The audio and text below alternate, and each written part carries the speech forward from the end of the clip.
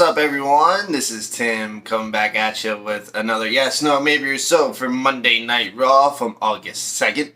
Monday, August 2nd. I did not do SmackDown again this week because I had stuff going on and I was out of town and yeah. But back to Raw. The Yes, No, Maybe or So. If you haven't seen the video before, it is a yes for something that was good, no for something that was bad. Maybe if there was something there, but it didn't quite land well. Maybe the match was good, but the story wasn't. The story was good, but the match wasn't.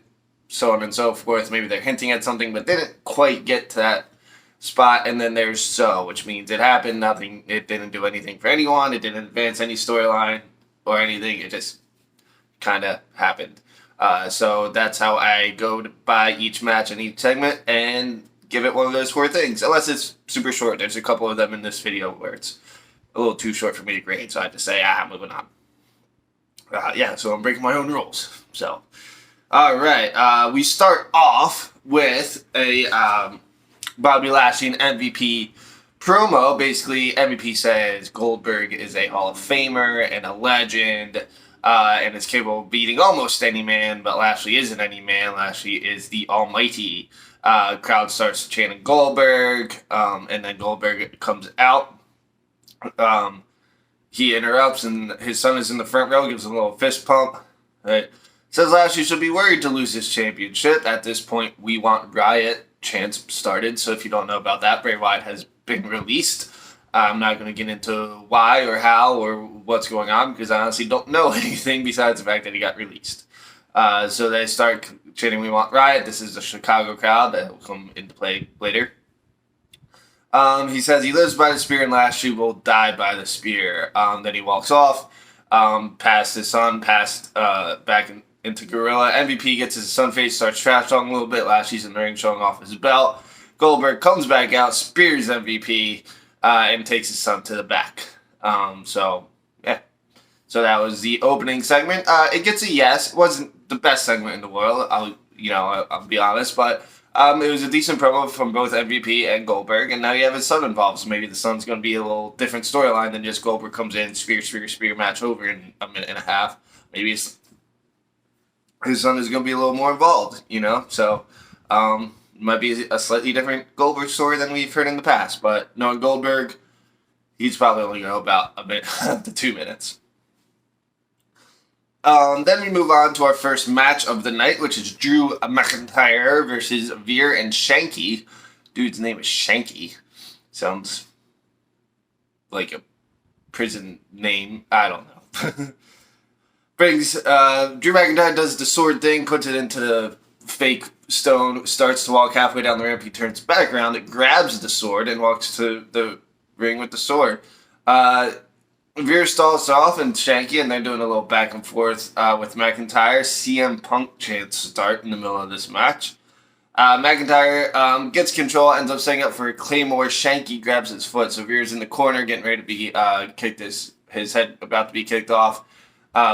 McIntyre starts the 3-2-1 countdown, but then Shanky holds his foot under the post. That causes a distraction, so Jinder Mahal rolls in with the chair, just starts wailing on Drew with the chair, match is over, DQ. They each get a chair, so Jinder, Sheer, and Vanky all have Veer, and Shanky each have a chair. Drew's in the corner, he's like, I don't know what to do, and then he turns around the ring post, grabs the sword out, right? Veer goes for a sword, he hits the sword out of him. Jinder, same thing, Jinder runs away, that leaves Shanky in the ring with a chair, but then McIntyre hits the chair out of his hands, fakes swinging at him. He runs out of the ring scared. So basically, Drew McIntyre tried to kill Shanky, basically, is what I'm getting from this. This gets a maybe. I almost gave it a so, but it gets a maybe just because it's at least leading somewhere. They're obviously going to have a match at SummerSlam, and they do have history. So I'm curious if it'll be a no holds barred or a steel cage without the weapons.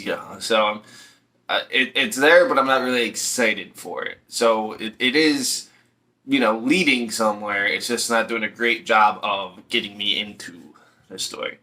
But yeah, so Moving on, we move on to Nia Jax versus Rhea Ripley. Nia takes control at the start, does a little hip check to Rhea's head in the pole. Goes for a second one and misses. That's where Rhea starts to take control a little bit. She hits a springboard Hurricane Rana, which is pretty cool, and then a missile dropkick. At this point, I noticed Nia's face is bloody on one side. Literally all of her left side of her face is bloody. So, yeah. She goes for Riptide. She went for Riptide a couple times and noticed something up that Nia was too big to hit the Riptide. And then she goes for Riptide near the end of the match. Baszler tries to cause a distraction to stop her. And then Nia tries to hit her from behind. Rhea ducks out of the way. She hits the ropes, gets disoriented, and then rolls up. Then Shayna and Nia get into a fight in the ring.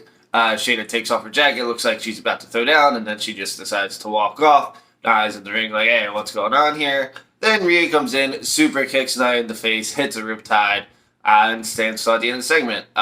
This one gets another pessimistic maybe. That's what I've been calling these. Like that. I can't give it a so because it did do something. It did advance the story. It made Rhea look good. You know, hitting the Riptide on Nia. Why couldn't she hit the Riptide on Nikki Cross, who was half of Nia's size, or the Riptide on Charlotte? Shows that she's growing with some moves in her arsenal. But the whole Nia and Shayna thing, they should have broken up a little while ago, probably after Mania, and they kind of dragged it on longer than it should have. So, I just don't know. Like, it just went on too long, and is Shayna going to be bumped back in the singles and become the dominant person that she was? Is Nia going to be dominant? Are they going to switch brands at some point? You know, one go to one brand, one go to the other brand.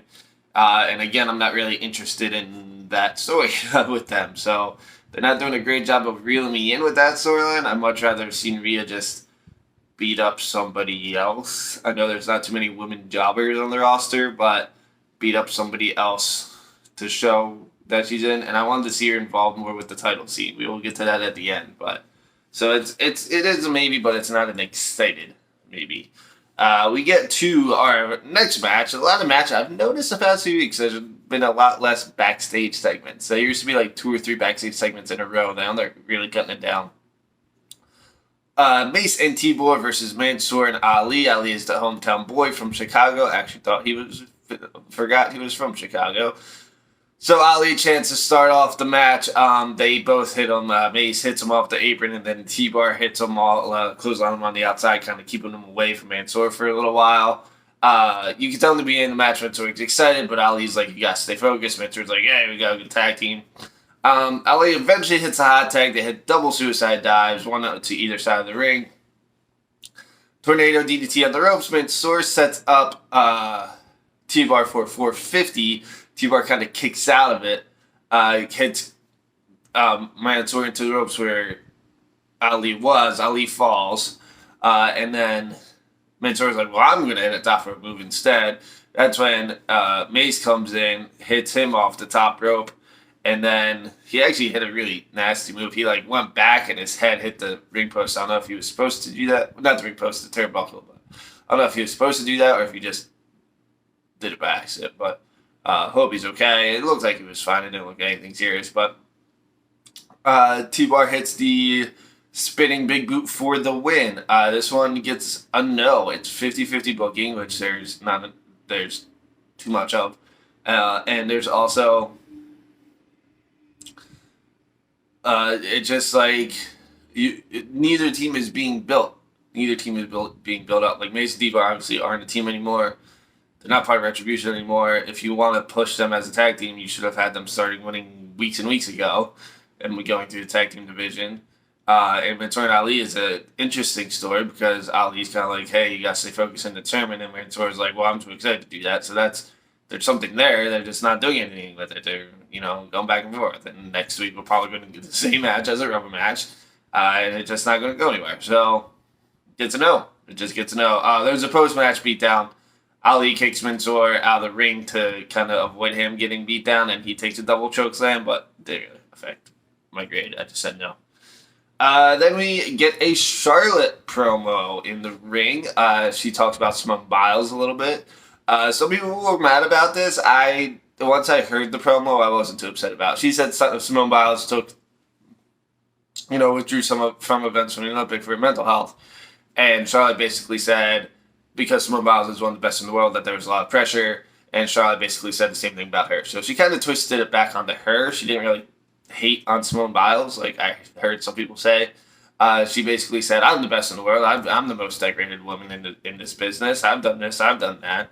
And then she brought up the point that she's been cashed in on 3 times. And then I did the math, and that's only 5, technically 4 cash-ins, because the one last year with Becky and Asuka didn't really count as a cash-in. It was so like 3 out of the 4 were all on Charlotte, which isn't really a good thing when I think about it, because that means Charlotte has held the belt that many times during a cash-in that you shouldn't, you know, she shouldn't be the only person to be cashed in on. Like, imagine if John Cena was like, how many Money in the Bank matches have there been? Like 15 or 16. Imagine if John Cena was like 10 of those 15. You know, like I completely have no idea how many Money in the Bank matches there were. There's at least 5. And then everyone's fine. But that might actually be closer to 20. My point is, whatever the numbers are, if it's 75% on one person, then you kind of have to realize, why don't you have any other champions, you know? So that kind of took me off guard, but it was a good promo. She's pulling stuff out of the ring. She's going to be Nikki Cross up with a kendo stick, a chair, a broom, all this stuff. And as she's cutting the promo, Nikki comes in with the chair from behind and hits her down, hits her out of the ring, and she stands at the end of the promo. This gets a yes. It was a good promo. Not the best, you know, but I couldn't really give it any other grade. Charlotte's really good on the mic. There was at one point Becky chants started, and she like cut the audience off and said, "She's not here. I am. I'm the reason this arena sold out, not her." So that was really good, and it felt natural too. She didn't like have to think about it. So she was really good at improvising, feeding off the crowd. It was a good promo and shows that Nikki's not afraid of her. You know, she's going to come in and hit her from behind if she needs to do it. I know you might argue the point that Nikki shouldn't be hitting people from behind because that's a heelish move, but I really don't care. I think it shows that Nikki is tough, that she's smarter than the generic babyface heel of, I'm just going to take it. You know, she's actually, you know, being on the up and hitting John from behind. So we'll get to that match later tonight. Well, it'll get a separate grade. But the promo gets a yes. We get to Doudrop and Tamina versus Tamina. Backstage interview with Eva. She basically says she doesn't really know anything about Doudrop. Cuts her off when she tries to answer, and then brings her out, says this is the evolution. All the entrance is her music, and she's the one going to the crowd and doing all this stuff, and the announcers try to fight off like she's not even the one wrestling tonight. It's Doudrop. So Tamina comes out with both tag belts because they show Natalya is hurt, but apparently not hurt enough to be stripped of the title, so hopefully she comes back sooner rather than later. I think if it was a more serious injury, that they would have stripped the titles, or they would have set up something. You know, maybe Tamina needed a new partner in the meantime, but they're holding it off, so. Tamina takes control, but Eva distracts Tamina. Then Doudrop hits this really cool, like through the ropes elbow. She like steps on the bottom rope, like under this again first rope, and like bounces off the bottom rope and hits a elbow. She's getting some offense in, and then Eva yells at her to hit the crossbody, but because she yelled at her, she kind of stopped mid motion and then goes for the hit crossbody, and Tamina ducks. And then hits a Simone drop for the win. Eva gets in her face at the end, and then Alexa shows up with Lily and says, "The loser of this match is Eva," and like Eva laughs. They tried to say that Eva wasn't even wrestling, so the loser, I took it as Alexa was getting in her head and messing with her, you know, saying she's the loser even though she didn't win. She's still a loser. But the match gets a sell. I mean, it was a nice clean finish. I know it was technically a distraction finish, but it was a Simone drop for the win. She didn't win because of a roll-up or a schoolboy or anything. She won with a Simone drop. And so that's not bad, but it's just like there's a lot of teasing and nothing's really happening with Eva and Doudrop and Alexa so far. Right? It's a lot of like hinting, but no actual like physicalness yet. So So it just gets us so. It's the same thing we've seen the past few weeks. I want to see more. I want to see stories build. I don't want to see the same thing over and over again until the match. I want to see, intensity throughout. We get to Riddle and Damian Priest backstage. This gets a yes because it was funny. Riddle has a new scooter. He rolls up to Damian Priest. Damian Priest is making his way out to Miz TV. Riddle rolls up, calls him Padre, which I thought was hilarious. Calls him Padre, says he has a new scooter, a new stallion out of the stalls. And he says it's kind of like when I had a fish. Like I would lose a fish in the ocean, but when I got home, my fish would be back in the bowl. And he called his fish Slim Shady, which is top-notch name for a goldfish.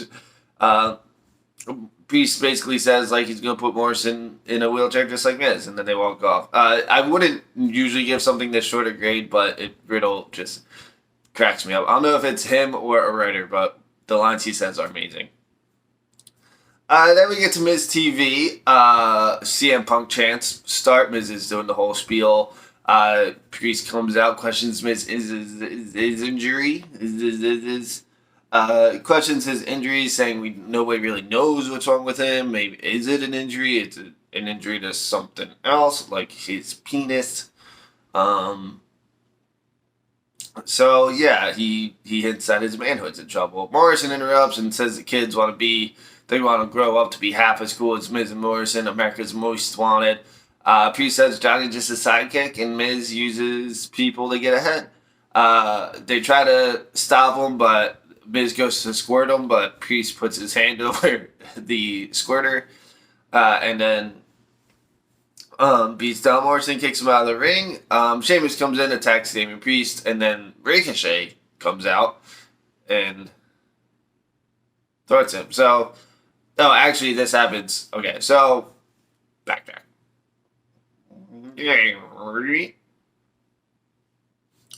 Third SmackDown, soaks Miz. It goes to Priest versus Morrison. They have a quick little match. Priest wins. Sheamus attacks Priest at the end of that match. Then Ricochet comes in for the save. And then during commercial, they make a tag team match where Sheamus and Morrison versus Priest and Ricochet. Who could have seen that coming? But Ricochet starts off with his big moves. He's going off the ropes, hitting Hurricane Rounders, high kicks, high knees, all this stuff. He eventually makes his way to the outside where Miz has wet the floor with the squirters. Morrison ends up sliding him into the stairs. So he throws him across the wet floor into the stairs. He hits a hot tag to Priest. He hits an Alabama Slam backbreaker into a choke slam, which is broken up by Sheamus. Ricochet takes out Sheamus with a moonsault on the outside. Priest hits a Ricochet on Morrison for the win. This almost became a so, but I gave it a maybe just because now Ricochet is involved. It's good to see him back. If he's in the U.S. title scene, I think that's a good spot for him.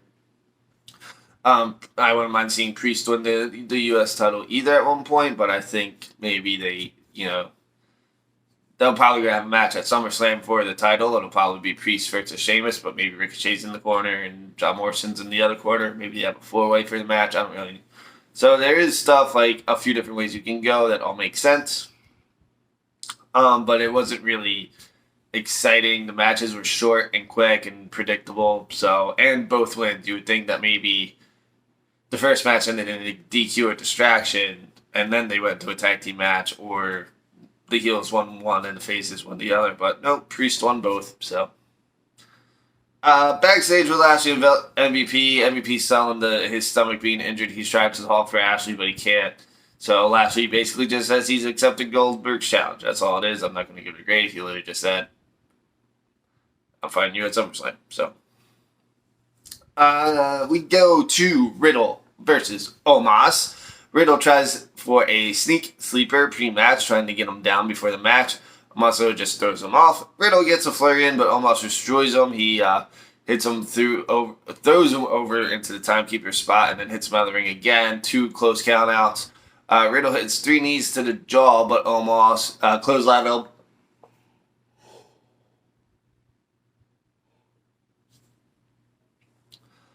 Almost clotheslines him before he hits a 4th one, and then hits a double choke slam for the win.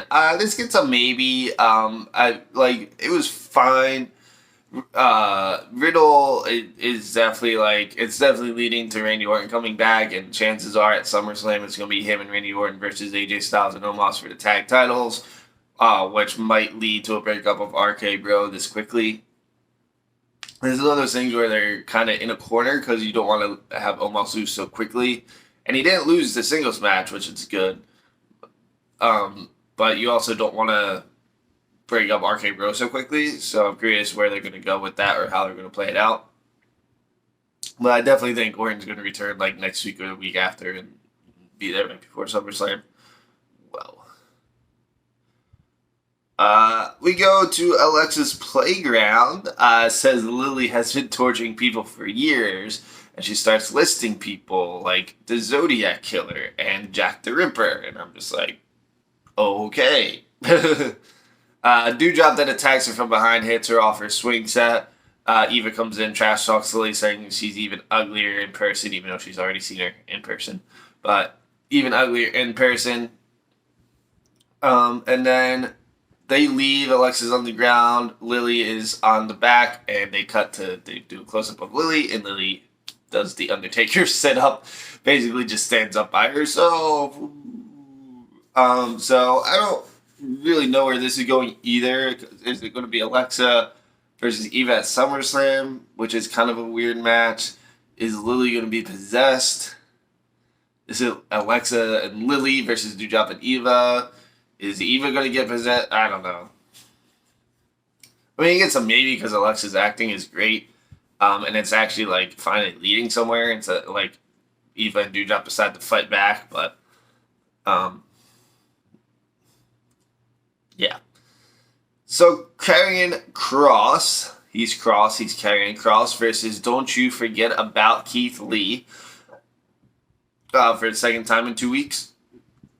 Kross is in control at the beginning. Lee starts to make of a comeback, blocks the Saito suplex, but gets into the sleeper. So instead of doing the suplex into the forearm into the sleeper, Keith Lee just blocks it because he knows what he's doing now. He fights out of it. Hits a little bit of offense and then hits the Spirit Bomb for the win. I was very torn on this. I ended up giving it a no. I wanted to give it a yes because Keith Lee won and is back on track, but at the cost of the NXT Championship. And I went on a rant last week, and I'm going to go on another rant this week. You should not do this to your NXT Champion. How hard is that to do? Just either don't use Keith Lee or don't use Kross. Why couldn't they have waited until post-takeover to call him up? Why did they wait now? Why did they wait 3-4 weeks before takeover to call him up? Just wait until after the takeover, and then do this storyline so that way he can lose. I mean, it still would have been great because then you're like, oh, wasn't this guy just NXT champ for like a while and dominant force in NXT? But you build him up a little bit and then have him lose to the bigger names. But they're just doing this like ass backwards. I'm happy to see Keith Lee winning again. So hopefully that leads somewhere, maybe to the U.S. title scene or back into the main event scene where it was before it took time off. But then we go to a backstage interview where I'm running out of breath. Backstage interview with Rhea Ripley basically saying she'll be watching the No Holds Bar match, but no matter who wins, she's going to walk out SummerSlam. She cut the same promo last week. It gets it, it was short. It didn't really deserve a grade. She just said, I'll be watching and I'm going to walk out SummerSlam as champ. And I was like, yeah, that's what you should be thinking. Reggie versus Akira Tozawa versus the 24/7 championship. I really don't like how they have regular matches for this. That kind of defeats the whole purpose of the belt. Basically, Reggie just uses his agility. He does cartwheels and backflips, and at one point he's sitting on the barricade, and Tozawa goes for him, and he just kind of turns around and sits on the barricade again. He has cool moves. They're just not like I don't care. I just don't care. I know they're trying to say Reggie is no longer Reginald, that he's Reggie, and he's not French, and he's not a sommelier, but he's trying to focus on being him. But he hit the 450 senton for the win. So, yeah, and that's exactly why I give it a so. I don't care about the 24/7 title. I know it's comedy, but you don't need to have a match about it. You can do, like, a short backstage stuff. You can do everything you did in the match backstage and just have, like, a brief, 10 to 30 second, this is what happened. When the 24/7 championship first became a thing, I thought it was going to be cool because they were showing stuff online and on Twitter. They were showing title changes in between shows and doing creative spots, like on an airplane, like a very soft, quiet, one where someone was sleeping and they had the legends, hot potato it. But Now it's just basically there, and then they have a match for it. And if they're having regular matches for it, why not just make it a regular bell? Why is it 24/7 Falls Count Anywhere matches? So I kind of hope they get back into that, but I think at this point it's too little, too late to salvage. On to the main event. I was really confused because where I was watching it started in the middle of the match, and then at the end was the beginning, and it was very Christopher Nolan like in its delivery. But basically, backstage, Nikki says, Kevin Patrick says, "Have you ever been in a match with stuff?" And Nikki's like, "No, I haven't." And the very first thing that popped in my mind was, "You faced Asuka in a last woman standing match on NXT." So you faced NXT Asuka, and I'm pretty sure they went to a draw, like they both couldn't answer the count of 10. So yeah, you have been in a match that's tough before. But again, maybe NXT kayfabe is different than Raw kayfabe. So I also called it a championship contenders match again, and I don't know what that means. It's not a number one contenders match. It's already in the title scene. Is it just like when you face the champion, it's a championship contenders match? I don't understand. Charlotte spears Nikki through the barricade, sets up a table in the corner. Charlotte's basically control most of this match. She keeps hitting moves and picking up Nikki after two. She hits a clothesline, hits a big boot, and then holds her down and picks her up after two. Charlotte gets chairs out from the ring as she goes to put one into the ring. Nikki drop kicks her, hits a tornado DDT on the floor. Then she tries to get a little offense on the outside. Charlotte power bombs her through the table. Brings her back into the win. Goes for a 1-foot pin. Nikki kicks out. Goes for a spear through the table. Nikki subverts her. Pushes her through the table. So Charlotte spears herself through the table. And then she hits a second rope neck breaker, which was her NXT finisher and even a little bit of her finisher before Nikki Ash. So she used that for the win. So she gets the win.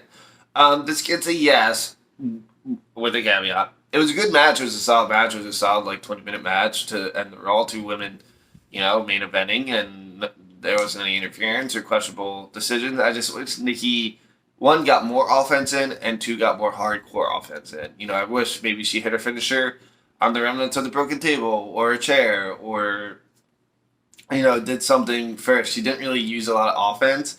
Maybe it's the whole, that's her code as a superhero or almost a superhero that, Batman doesn't kill. So maybe she doesn't use weapons. And, but she did use a weapon earlier in the show. So I just wish she did a little more in the match. But she did come out on top. Nice, clean finish. And the last scene of her is her holding the belt in the crowd. So they're definitely hyping her up. I do hope she wins and they kind of move on from Charlotte for a little bit, or Lacey comes back at some point soon. I know she's on maternity leave too, if she didn't already have her baby. She might still be pregnant, but I hope they just move on with Charlotte and take her out of the title scene for a little bit. But yeah, it's becoming predictable that Rhea's going to take the loss, and then Charlotte's going to say, well, she didn't take the loss, and then she's going to want to match with Nikki. And it's all continues with Charlotte. It's interesting because I like Charlotte. I just don't like her seeing. She's a 13-time champion if you count NXT, which you should because she won the NXT title at WrestleMania of all places. So she's a 2-time NXT champ, 11-time winning champ. She's a 13-time champion. What, 7 years? So a little less than 2 title reigns a year. It's just so much. It's just so much of her. So much of her. And it's the booking. It's not her. She's a great performer, both on the mic and in wrestling. It's just too much. Too much. I need a break. I just need a break. But it is good. The Raw was hit and miss. I saw some people saying it was a really bad episode, and they're kind of reverting back to their old days. But I do think it was better than expected, better than it has been. The lows were kind of low, but the highs were kind of high. The good stuff was good, but the bad stuff was bad, and I kind of wish all the stuff was good. But all right. So that's been Tim. That's been Yes, No's, Maybe or So's from Monday Night Raw on August 2nd. Let me know what you think. Do you agree? Do you disagree? Do you have ideas of your own? Do you have comments of your own? Do you agree, but maybe just don't agree with what I said? Would you give a match a yes for a different reason? No for a different reason? Let me know in the comments below. Give me a follow on. Let's subscribe on YouTube and like, share, subscribe, do all the things on YouTube. Give me a follow on Facebook and social media at Kinsella Comedy, at Squadcast. So both of those. So give those a like and a follow and whatever kids do nowadays on the social media. So yeah. So let me know what you think. Leave some comments, and I will see you guys for NXT Yes, No, Maybe or So's tomorrow. So until then, I've been Tim, and I will see you guys next time.